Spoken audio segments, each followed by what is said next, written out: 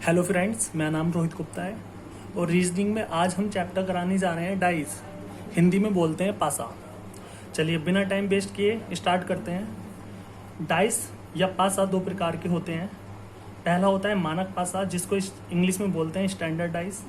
दूसरा होता है सामान्य पासा, जिसको इंग्लिश में बोलते हैं जनरल डाइस। अब मानक पासे की क्या डेफिनेशन है, स्टैंडर्ड डाइस की क्या डेफिनेशन है, वो मैं आपको बता देता हूँ। यदि प्रत्येक विपरीत सतहों का योगफल 7 है तो वह पासा मानक पासा कहलाता है। यदि दो सरफेस अपोजिट सरफेस का योगफल 7 आ रहा है तो वो डाइस जो होगा वो कौन सा होगा, वो होगा आपका मानक पासा या स्टैंडर्ड डाइस। तो मैं कह सकता हूँ कि अगर 2 के विपरीत 5 आ रहा है तो ये कौन सा पासा हो गया, ये मानक पासा हो गया। अगर 3 के विपरीत में 4 आ रहा है तो ये कौन सा पासा हो गया, ये भी मानक पासा हो गया। अगर 1 के विपरीत में 6 आ रहा है तो ये कौन सा पासा हो गया, ये भी मानक पासा हो गया। अगर एक दूसरे के विपरीत में दोनों अंकों का योगफल 7 आ रहा है तो वह पासा जो होगा वो होगा मानक। इसके बाद दूसरा प्रकार क्या होता है, सेकेंड टाइप क्या होता है डाइस की, ये होता है दूसरा टाइप सामान्य पासा। इसकी डेफिनेशन क्या होती है, यदि दो पड़ोसी सतह का योग 7 हो तो वह पासा सामान्य पासा कहलाता है। चलिए मैंने यहाँ पे कुछ पासे बनाए हैं, 3 पासा बनाए हैं मैंने, और इनमें जो पड़ोसी सतह हैं उनका योगफल अगर हम देखेंगे तो यहाँ पे कितना आ रहा है, तो आप कहेंगे यहाँ पे आ रहा है 7। तो ये जो डाइस होगा, देखिए दो पड़ोसी सतहों का योगफल 7 आ रहा है तो ये जो डाइस होगा ये कौन सा होगा, सामान्य पासा। यहाँ पे भी 7 आ रहा है तो ये कौन सा पासा हुआ, ये भी सामान्य पासा हुआ। यहाँ पर भी 7 आ रहा है तो ये कौन सा पासा हुआ, ये सामान्य पासा हुआ। अगर दो पड़ोसी सतहों का योगफल 7 नहीं आएगा तो आंख मीच के वो कौन सा पासा होगा, आप कौन सा लगा देंगे, आंख मीच के वो आप कौन सा पासा बता देंगे, मानक पासा। अगर दो पड़ोसी सतहों का योगफल 7 आ रहा है तो वो कौन सा पासा होगा, सामान्य पासा। अब इस चैप्टर से हमारे 5 टाइप के क्वेश्चंस बनते हैं जो हमारे एग्जाम्स में आते हैं। तो फर्स्ट टाइप का क्वेश्चन क्या है वो देख लेते हैं। जैसे फर्स्ट टाइप का जो क्वेश्चन आते हैं वो आते हैं जब पासे की एक ही स्थिति या पोजीशन दी जाए। किसी डाइस की जब हमें एक पोजीशन दी जाती है तो क्वेश्चन कैसे बनता है, ये फर्स्ट टाइप के क्वेश्चंस हो जाएंगे। मान लीजिए हमें यहाँ पे एक डाइस की पोजीशन दी है। पोजीशन से मतलब इतना है कि अगर कोई डाइस है और अगर हम उसको समतल जगह पर रख रहे हैं तो हमें ज़्यादा से ज़्यादा उसकी 3 सतह दिखाई दे सकती हैं, चाहे वो हम किसी भी तरीके से रख लें। तो मान लीजिए कोई डाइस है, उसको मैंने समतल जगह पर रखा और मुझे इनके 3 अंक दिखाई दे रहे हैं, 3 सरफेस दिखाई दे रहे हैं जिनके अंक हैं 1, 3, 5। और आपसे जो क्वेश्चन पूछा है वो आपसे ये पूछा है कि बताइए 3 के विपरीत जो अंक आएगा वो क्या आएगा, 3 के विपरीत क्या आएगा, आपसे ये क्वेश्चन पूछा है।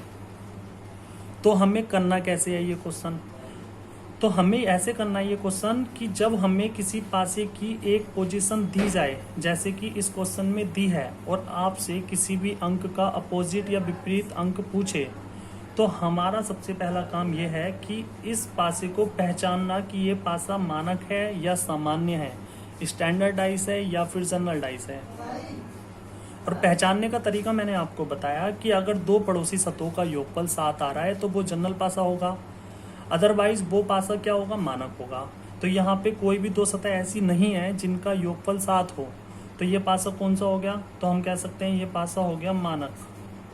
अब मानक पासा की क्या कंडीशन होती है, मानक पासा की ये कंडीशन होती है कि अगर कि यदि किसी अंक के विपरीत अंक पूछा जाए तो उसका और उसके अपोजिट अंक का योगफल 7 आएगा।